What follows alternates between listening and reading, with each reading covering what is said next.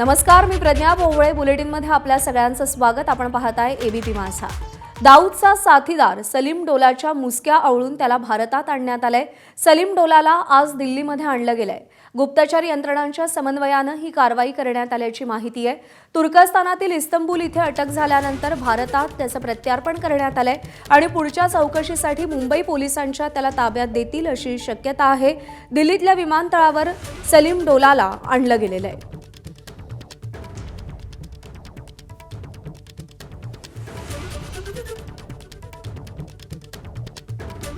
तर दाऊदचा साथीदार सलीम डोलाला भारतात आणलं गेलंय. तुर्कस्तानच्या इस्तांबूलमधून त्याला अटक करण्यात आली आहे आणि त्यानंतर भारताकडे त्याचं हस्तांतर करण्यात आलेलं आहे. सलीम डोलाच्या तपासातून काय माहिती उघड होते हे पाहणं अत्यंत महत्त्वाचं आहे. इस्तांबूलमध्ये त्याला अटक करण्यात आली आणि त्यानंतर त्याला भारतात आणलं गेलेलं आहे. पुढच्या चौकशीसाठी सलीम डोलाचा ताबा मुंबई पोलिसांना दिला जाणार आहे. त्यामुळे मुंबईचा आणि भारताचा मोठा शत्रू असलेल्या दाऊद इब्राहिमचा हस्तक असलेल्या सलीम डोलाला मुंबईमध्ये आणण्यात आलेला आहे, दिल्लीमध्ये आणण्यात आलेला आहे आणि मुंबई पोलिसांना त्याचा ताबा दिला जाऊ शकतो. सोमेश कोलगे आपले प्रतिनिधी आपल्याला या सगळ्या संदर्भात अधिक अपडेट देतील. सोमेश, ही एक मोठी घडामोड घडलेली आहे. सलीम डोलाचं भारतामध्ये हस्तांतरण होणं, त्याच्या चौकशीतून कोणकोणत्या गोष्टींची उकल होऊ शकते, त्याचा हाती लागणं का महत्त्वाचं आहे? प्रज्ञा, सलीम डोला हा अतिशय महत्वाचा एकूण दाऊदच्या नेटवर्कच्या माध्यमातून जी चालणारी अंमली पदार्थांची तस्करी होती त्यातील एक पाहिजे आरोपी होता आणि सलीम डोलाला गुप्तचर यंत्रणांनी आंतरराष्ट्रीय यंत्रणांसोबत समन्वय साधून त्याला तुर्कस्तानामध्ये त्याची अटक झाली होती. एक महत्वाची बाब म्हणजे तुर्कस्तानात अटक झाल्याबरोबर लगेचच प्रत्यार्पणाची प्रक्रिया सुरू होऊन खूप वेगाने भारताने त्याचा ताबा मिळवलेला आहे. आज दिल्लीमधल्या टेक्निकल एअरपोर्टवर सलीम डोलाचं लँडिंग करण्यात आलं आणि त्यानंतर आता गुप्तचर यंत्रणांकडून सलीम डोलाची चौकशी सुरू आहे. लवकरच त्याला मुंबई पोलिसांच्या ताब्यात देणं अपेक्षित आहे पुढील चौकशीसाठी. सलीम डोला हा दाऊद इब्राहिमच्या गँगमध्ये मोठ्या प्रमाणावर अंमली पदार्थांच्या तस्करीमध्ये तसंच आंतरराष्ट्रीय स्तरावर चालणाऱ्या ट्रॅफिकिंग रॅकेटमध्ये मोठा महत्वाचा धागा होता, महत्वाचा गुन्हेगार आहे, आरोपी आहे आणि बऱ्याच दिवसांपासून भारतीय यंत्रणांना सलीम डोला हा हवा होता पुढील चौकशींसाठी आणि एकंदरीत सर्व तपासासाठी म्हणून.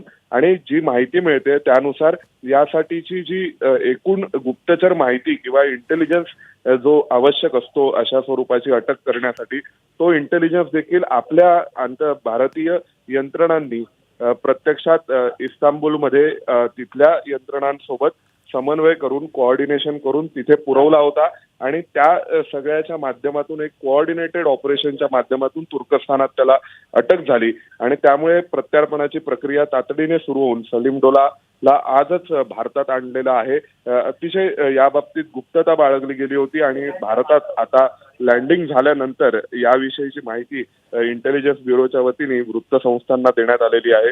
सलीम डोलाला पुढील चौकशीसाठी मुंबई पोलिसांच्या ताब्यात दिलं जाऊ शकतं. मुंबई पोलिसांच्या अधिकाऱ्यांकडून त्याची भविष्यात चौकशी केली जाऊ शकते. सोमेश, या सलीम डोलाच्या प्रत्यार्पणामुळे, त्याच्या हस्तांतरणामुळे एक खूप मोठा ड्रग्सचं नेक्सस उघडकीस येऊ शकतं का? केवळ ड्रग्सचं नेक्सस उघडकीस येईल इतकंच नाही तर आंतरराष्ट्रीय स्तरावरती डी कंपनी दाऊद इब्राहिम यांची गँग ज्या पद्धतीने ऑपरेट करते त्या सगळ्यामध्ये एक मोठ्या प्रमाणावरती माहिती ही भारतीय यंत्रणांच्या हाती लागू शकेल. कारण दाऊद इब्राहिम आणि त्याची गँग, त्याचं नेटवर्क हेच संपूर्ण मध्य आशियामधलं खूप मोठ्या प्रमाणावरती ऑपरेट करणारं नेटवर्क आहे आणि दाऊद इब्राहिम हा भारतातला मूळ गुन्हेगार असल्यामुळे भारतीय यंत्रणांकडे त्याची सर्वाधिक माहिती आहे, त्याच्याविषयीचे सर्वाधिक धागेदोरे आहेत आणि त्याचा परिणाम म्हणून दाऊद इब्राहिमच्या गँगमधल्या या साथीदारांना जसं सलीम डोलाला अटक झाली इस्तांबूलमध्ये तर त्याच बाबतीतले इंटेलिजन्स इनपुट्स हे भारतीय यंत्रणांनी पुरवले होते. त्यामुळे भारताच्या दृष्टीने अतिशय महत्वाचं आहे. आंतरराष्ट्रीय स्तरावरील तस्करी रोखण्यासाठी, इतर गुन्हे रोखण्यासाठी, ड्रग नेटवर्क उद्ध्वस्त करण्याच्या दृष्टीने देखील हे अतिशय महत्वाचं आहे आणि डी कंपनीचं या संपूर्ण ड्रग नेटवर्किंग मधलं कंपर्ट मोडलेलं आहे या निमित्ताने असं आपण म्हणू शकतो. सोमेश, धन्यवाद दिलेल्या सगळ्या सविस्तर माहितीसाठी.